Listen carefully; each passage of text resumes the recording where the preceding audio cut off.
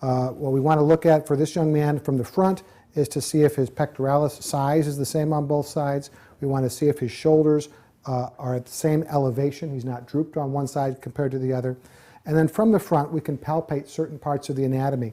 So we can palpate along the entire clavicle, from the sternoclavicular joint, along the clavicle itself, down to the AC joint. Just below the AC joint is the coracoid process, which is where the biceps tendon, or one of the two heads of the biceps, attaches. We follow straight down towards the axillary crease. If we put our fingers directly into that area and roll our fingers, you can actually roll right along the biceps tendon.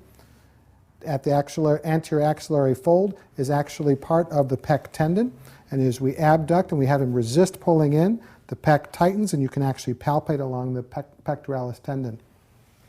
The very front part of the acromion, this leading edge of the acromion, the front edge, can often be tender in somebody who has impingement syndrome. Clearly, while we look at the front of his shoulder, we actually also, it's very important to look from the back. So please, if you will, we're going to have you turn around so we can inspect from the back. 50%, or at least half of your examination, should be from the back of the shoulder so you don't miss other types of problems. Here, we're going to inspect in general to see if one shoulder sits higher than the other. I want to see if he has motor weakness or specifically atrophy in the supraspinatus fossa, the infraspinatus fossa, and we'll compare that on both sides. I'll palpate directly along the spine of the scapula, along the medial border of the scapula, to see if he has any pain in those areas.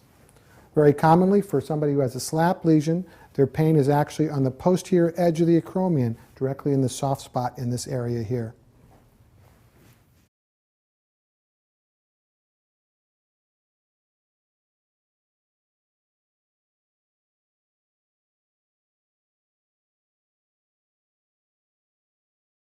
Next, after palpation, is range of motion.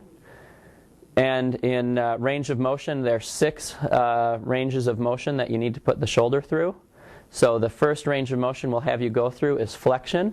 So flexion is going this way all the way to the top, and we'll have the patient actively go through flexion. And you want to see if they can get all the way over the top. He looks like he's lacking maybe 5 degrees from full flexion. The next step is I'm going to have you turn sideways for extension so they can see where you're going. Well, let's actually have you do flexion again this way. So go up flexion all the way to the top. And then we'll have you extend. So you want to just bring your arms all the way back down and bring them back towards me. And do they have the same degree of extension in both shoulders? Okay, now you can face the cameras again and go back to the neutral position. We'll have you take a step towards me so you don't hit your hand on the wall. Next would be abduction. So abduction, you're going to bring your hands up this way and go all the way over your head. And he has full abduction, and you can bring it back down. And then the next step would be adduction, which is sometimes hard to look at. There's 2 ways to look at adduction. One is to have them go straight across this way and see if they have any limitation in adduction, and you can bring it back down and do the same thing with the other shoulder. Very good. And the other way to do adduction to try and measure if they're lacking any, we'll have you turn around, is to combine adduction and internal rotation, which some people call the Apley scratch test. And what we have you do is bring your thumb up your back one at a time as far as you can. So on that side he can reach sort of the middle of his thoracic spine. And on the other side, he's lacking range of motion and can only bring his thumb to the top of his lumbar spine, suggestive of limitation in internal rotation and adduction on the right shoulder. Very well done. Now you can face the camera again. The next step is to look at just straight external rotation and internal rotation. So we'll have you bring your arms like so, and we'll have you externally rotate as far as you can back this way. And then we'll have you internally rotate coming down this way as far as you can. Okay, and we'll have you do the same thing going sideways so the camera can appreciate it. You want to go external rotation this way and internal rotation going down.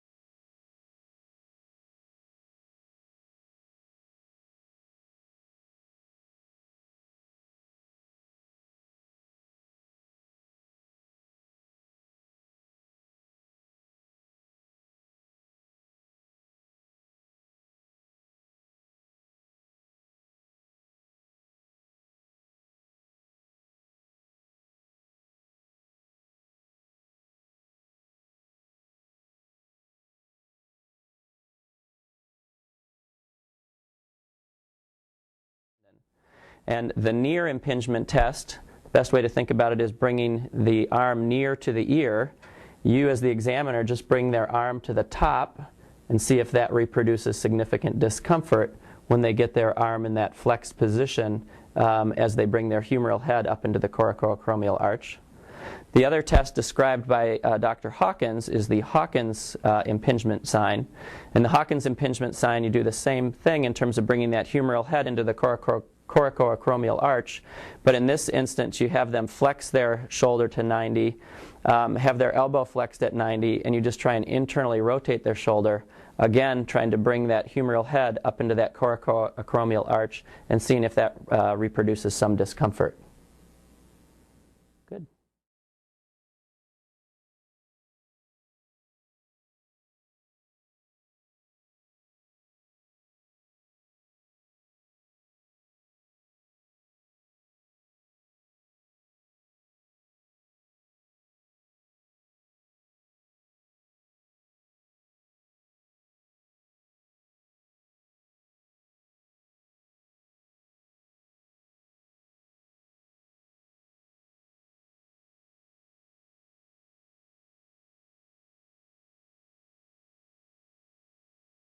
The beer can, so that's internally rotating their arms and bringing their arms in about 10 degrees towards the examiner.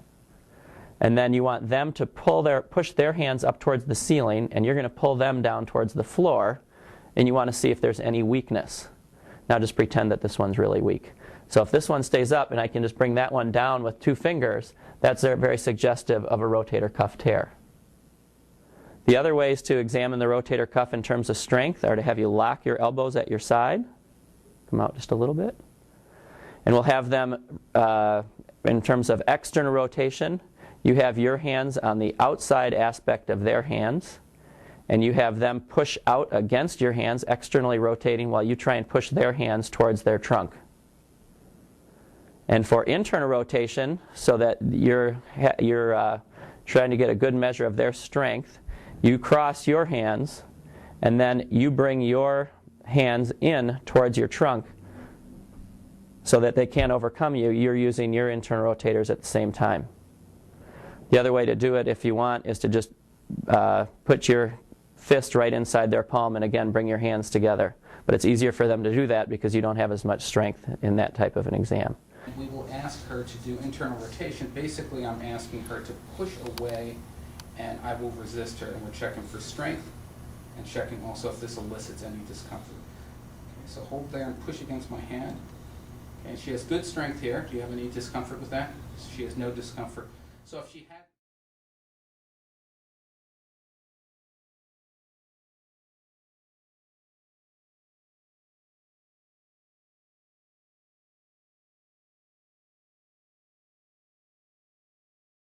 Speeds test with his arm nor in full extension, resisting forward flexion.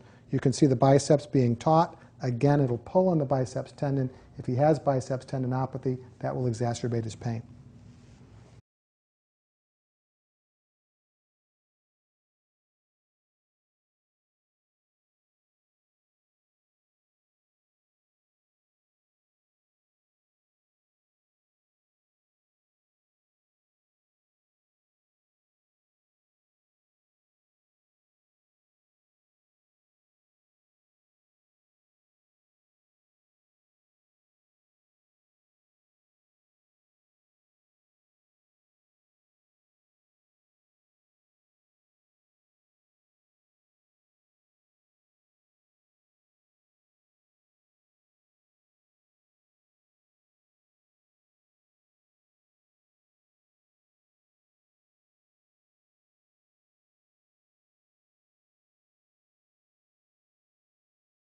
Do what is called the apprehension test. And what you do when you do the apprehension test is actually put them in the same position that they would go in if they were going to dislocate their shoulder. And most people dislocate their shoulder anteriorly, so this is looking for anterior laxity in the shoulder. And what we have them do is abduct their shoulder to 90 degrees, externally rotate their shoulder with a firm pressure on the posterior aspect of their humerus, and a positive apprehension test, the patient looks scared. It's not necessarily pain in that position, but they're scared that their shoulder is going to pop out and become dislocated.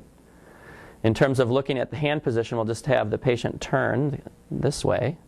And you can see that my right hand is on the grasping just below his right wrist.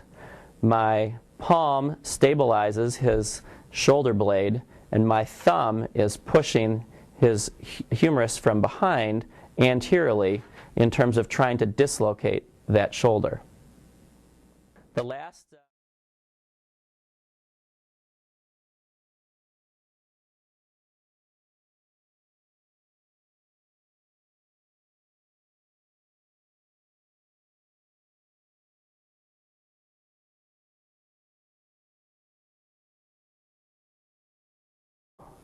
doing his perfect push-up. You want to look for any winging of the scapula, with one scapula possibly sticking out further on one side compared to the other. His was perfect. And